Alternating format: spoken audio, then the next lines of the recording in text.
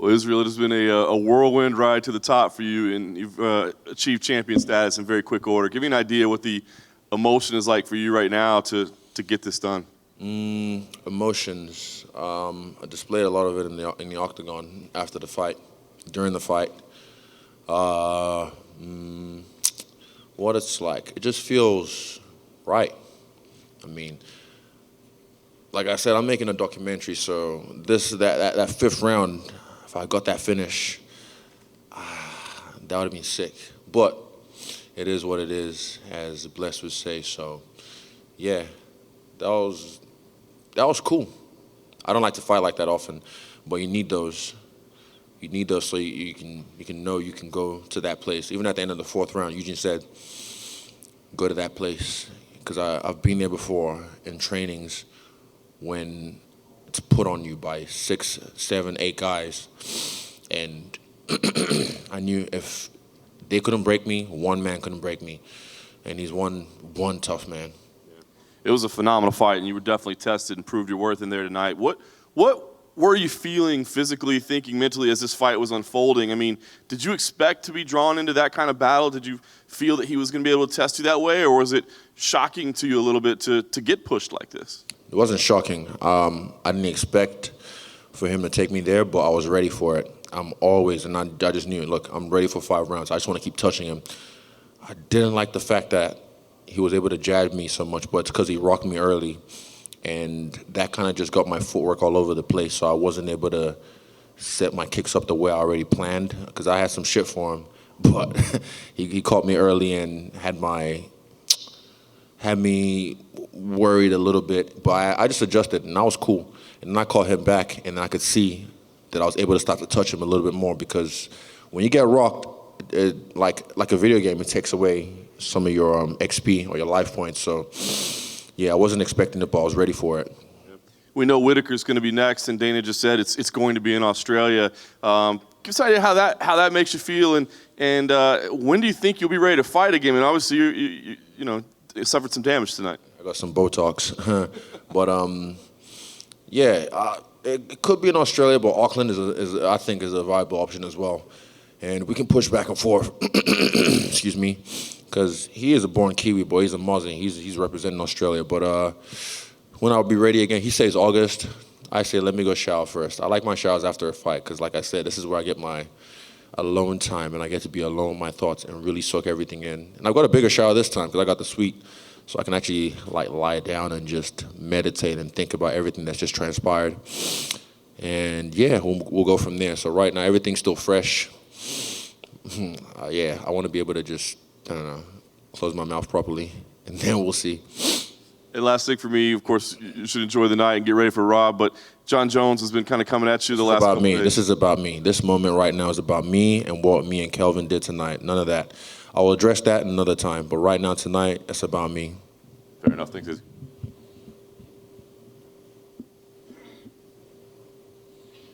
Congratulations, Izzy. I think that was easily front runner for Fight of the Year so far.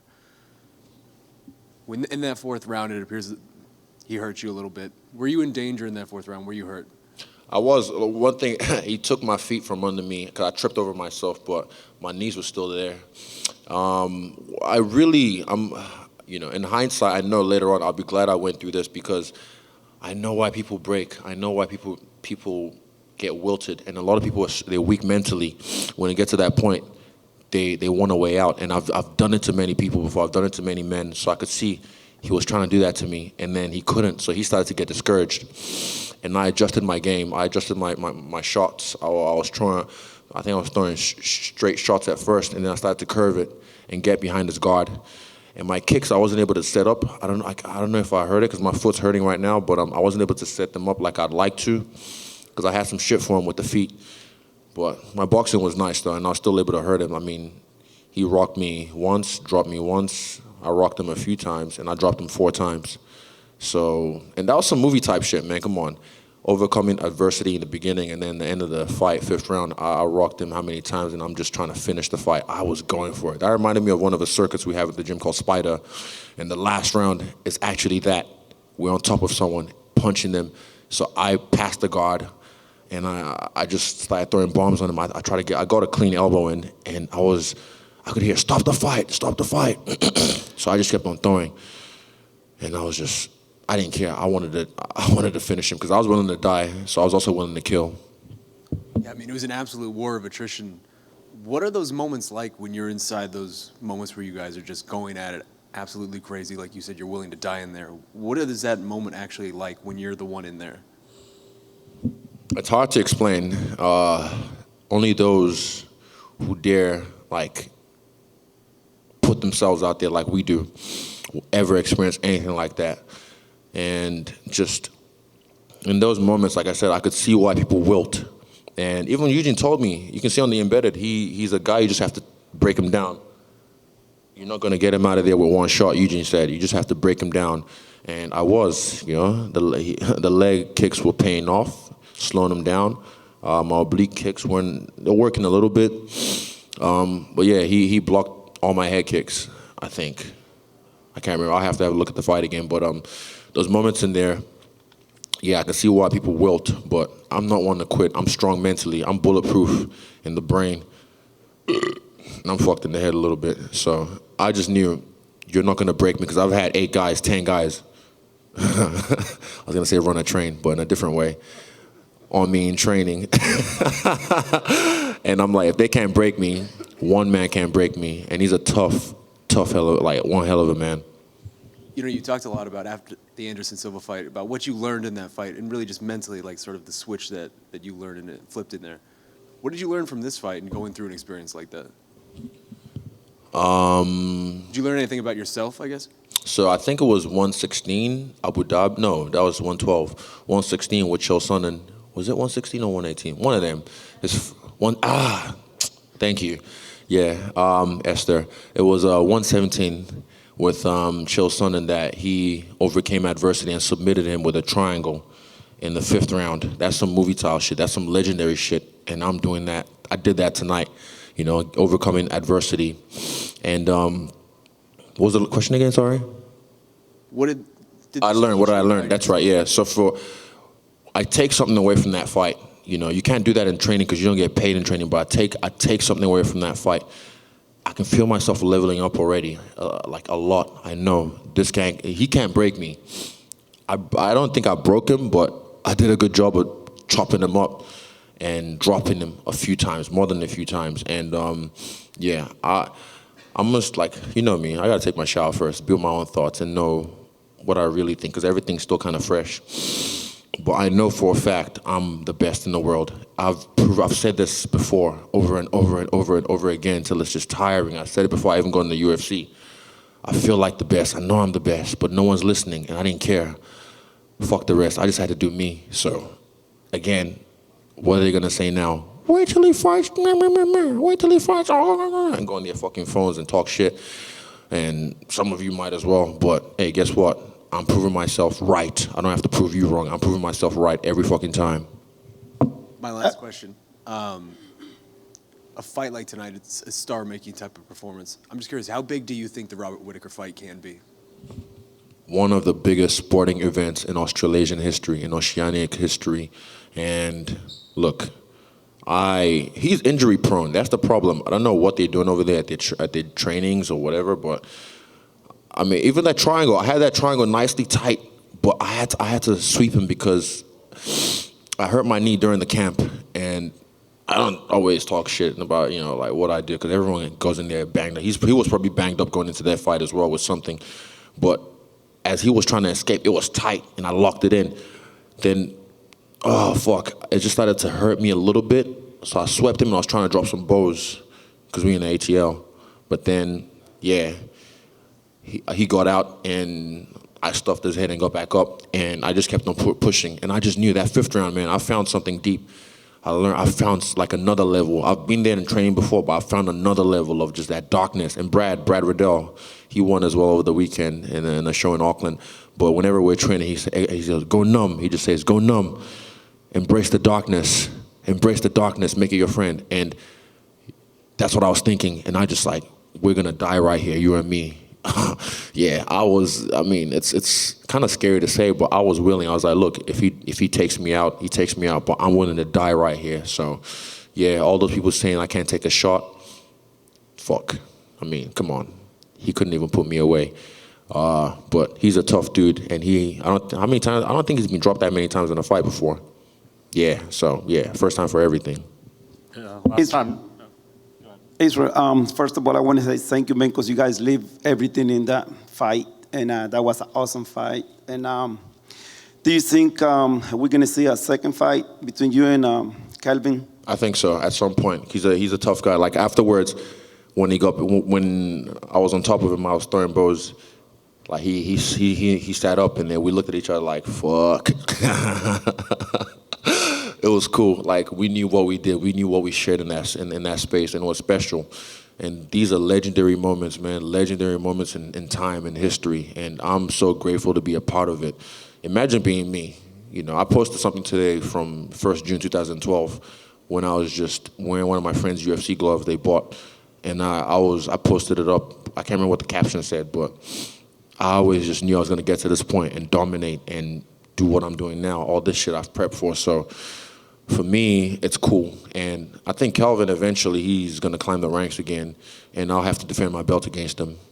So were you waiting a tough fight with him, or you think it was going to be a little bit easier than when it was? Oh, of course. It should have been. It should have been. But he's a tough guy. I thought maybe I'll take him out in the third or in the fourth, but he caught me early.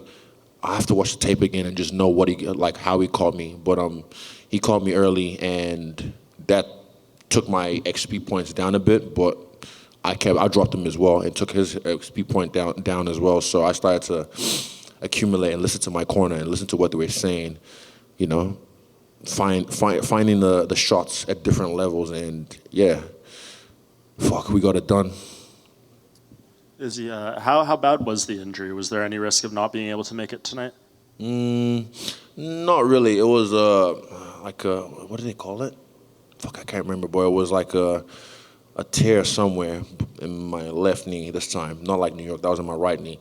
But yeah, I just did the right things, stayed away from it, trained smart, and pushed hard when I needed to. And yeah, I was gonna make it. I was gonna make it, no matter what. Yeah, what happens from here on that? Is there surgery potentially on the table, or no? No surgery, nothing like that. I'll probably just keep rehabbing it with my physio and my chiro, and be smart about it. I've got some time off now. I'm actually going to take some time off this time, I swear. I'm not going to fight for a while because I keep saying, I'm going to go, I'm going to go, and I'm like, oh, okay. But this one, I mean, he's kind of forced me to take some time off. Yeah, definitely. And you kind of went over a little bit when you were talking about the fight, but you showed a lot more of your skill set tonight, your ground game, all that kind of stuff. Does it feel good that you kind of, aren't just looked at as just a pure striker now? You show, you almost submit him on a couple occasions. They're still going to say I'm a striker. They're still going to say, oh, Calvin was in the fourth round, so he would have been tired, rah. You didn't even see my takedowns, though. No one's seen my takedowns or my takedown attempts. Just bits and pieces. I'll just show you guys just what you know, what you need to know about me. So, yeah, they can keep saying whatever they want, and I'll keep doing me. Me and my team will keep doing us. And yeah, that was sick, man. I wish I got that guillotine. That was nice, tight. He bailed on everything. He bailed, like eject, get the fuck out of there. He tried, and yeah, I think I might have synced those up together as well nicely. I can't remember, but I have to watch the tape. But yeah, it was cool. I get the jiu-jitsu, my friend. Don't worry.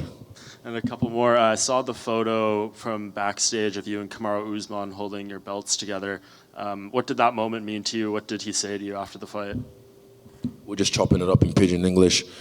And I just told him, look, they've taken a lot of gold away from Africa.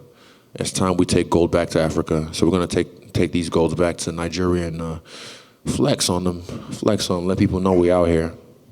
And last thing, Dana was in here and he said that you became a star tonight, and it seems like big things on the horizon for you. I'm sure a lot of things are going to come your way. A lot of people are going to come, out of the woodwork. How do you plan on handling that, and how is life going to change for you from here? I've been prepping for this for so long.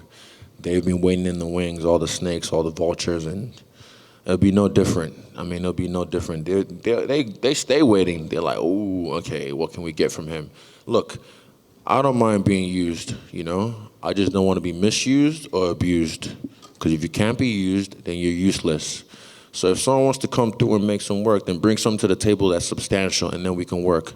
No free rides over here. Amazing fight all around. Right here, Israel.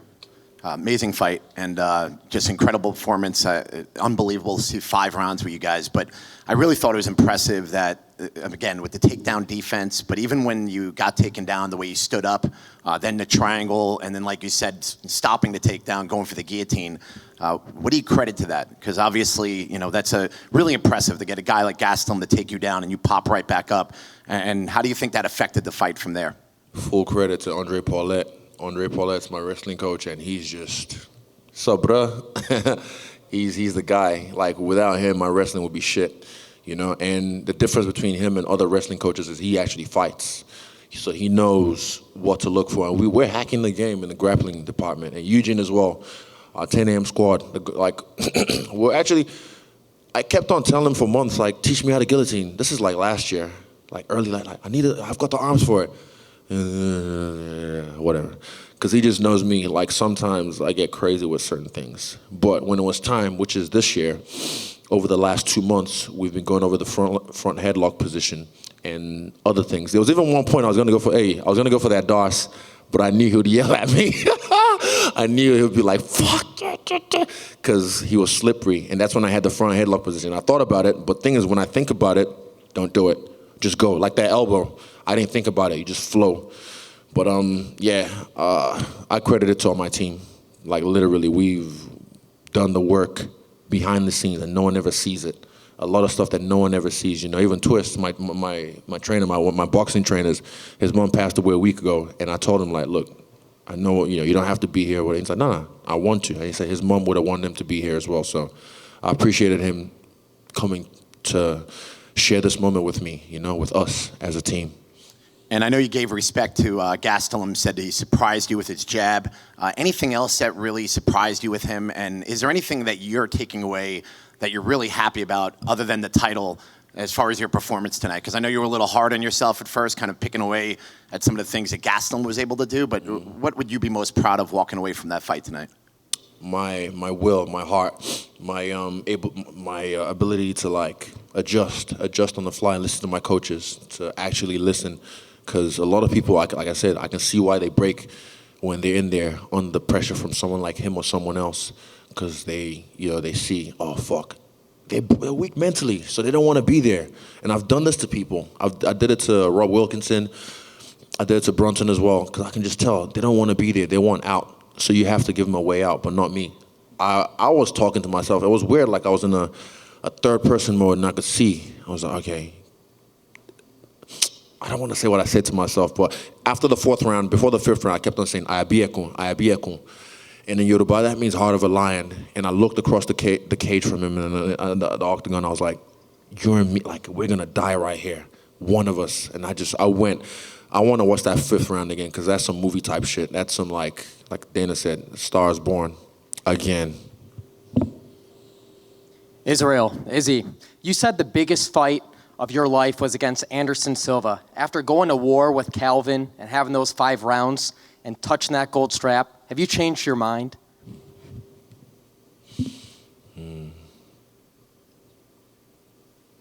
Yes, I have. That was the toughest fight of my career, physically. Still mentally, the Silva fight for me was a barrier I had to get over mentally, but physically, this was the hardest fight of my career, bar none. Before you take that shiny strap to Australia and back home, where's the first place you're going to celebrate? New Zealand. We're going to New Zealand. This is where the strap belongs, New Zealand, and then taking it back to Nigeria as well. Australia's already got some fucking fake Aussie parading with one of these as well. I don't even think he has one of these. Yeah, one of these. He's on that old system. We're on that new flex. Don't worry about it. We're on that new flex. So yeah, we're taking this back to New Zealand.